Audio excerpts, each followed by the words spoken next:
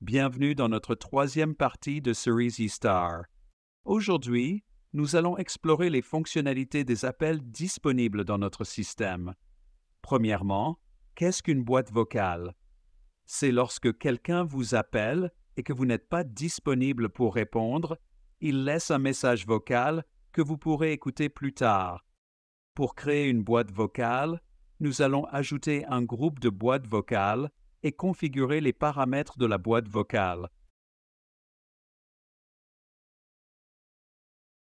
Pour créer une boîte vocale, commencez par définir si vous souhaitez l'associer à un groupe ou à un groupe d'appels. Ces choix détermineront comment la boîte vocale sera appliquée. Par exemple, si vous associez la boîte vocale à un groupe d'appels, celle-ci sera utilisée pour toutes les personnes du groupe. Ainsi, lorsque quelqu'un appelle le groupe et que personne ne répond, le message sera dirigé vers la boîte vocale configurée pour ce groupe.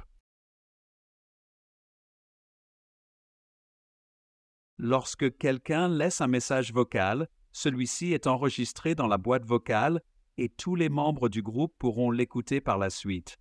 La même procédure s'applique aux boîtes vocales personnalisées, custom, pour chaque utilisateur. Par exemple, chaque utilisateur peut consulter les messages vocaux reçus et vous verrez des détails tels que le nom de l'appelant, le mode de diffusion, broadcast member, ou de partage par les membres, share by members.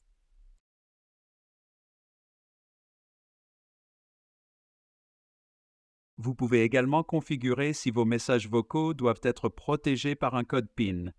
Le code PIN par défaut est généré aléatoirement, mais vous pouvez le modifier. Par exemple, vous pouvez définir un code PIN comme 0000 ou tout autre code de votre choix.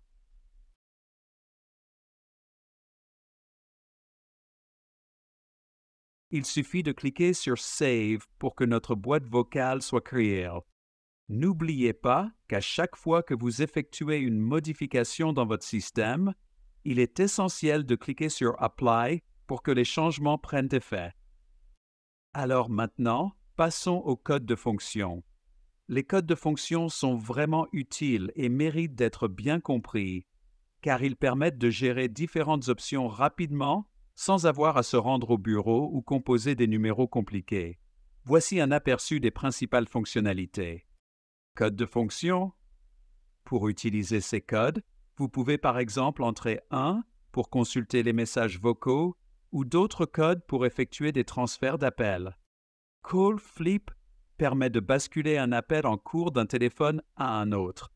Cela peut être pratique si vous devez changer de téléphone tout en continuant la conversation. Voicemail, pour vérifier les messages vocaux que vous avez reçus, utilisez le code correspondant. Call Transfer permet de transférer un appel vers un autre numéro ou une autre extension. Call Pickup permet de répondre à un appel qui sonne sur un autre poste dans votre groupe. Call Parking permet de mettre un appel en attente et de le récupérer plus tard à partir d'un autre poste. Call Monitoring permet à un superviseur d'écouter un appel en cours. Par exemple, vous pouvez entrer 5 en N suivi de l'extension de l'agent pour écouter la conversation en cours. Vous pouvez également intervenir dans l'appel si nécessaire. Intercom permet de faire une annonce ou de parler directement à un poste spécifique sans passer par un appel traditionnel. Vous pouvez configurer la durée de ces annonces selon vos besoins. En résumé, ces codes et fonctionnalités offrent une grande flexibilité pour gérer les appels et les communications dans votre système. Assurez-vous de les configurer selon vos besoins et de vous familiariser avec leur utilisation pour en tirer le meilleur parti. IVR, ou réponse vocale interactive, est un système automatisé qui guide les appelants à travers des menus vocaux. En utilisant les touches de leur téléphone, les appelants peuvent sélectionner des options pour être dirigés vers le service approprié. Cela améliore l'efficacité en automatisant la gestion des appels entrants et en réduisant le temps d'attente. Pour créer un IVR, Interactive Voice Response, commencez par cliquer sur Add. Vous devrez ensuite configurer les détails suivants. Numéro de l'IVR, spécifiez le numéro attribué à cet IVR. Nom, donnez un nom à votre IVR pour le reconnaître facilement. Message d'accueil. Indiquez le message qui sera entendu lorsque quelqu'un appellera ce numéro. Vous pouvez définir combien de fois ce message sera répété si nécessaire. Délai d'attente pour la réponse.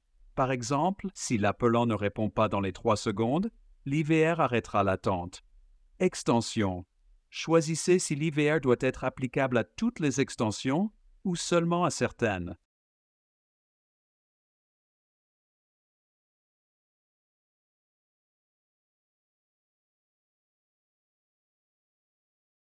Événements liés aux touches.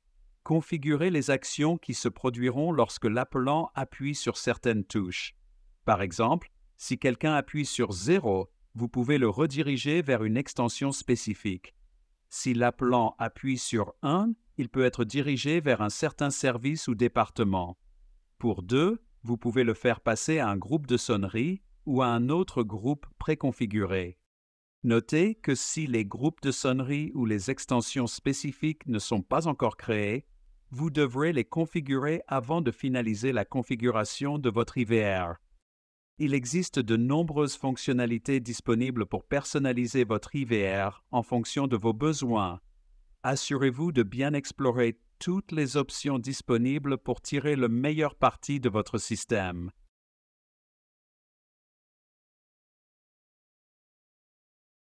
Voilà, c'est tout pour l'instant. Merci d'être là et au revoir.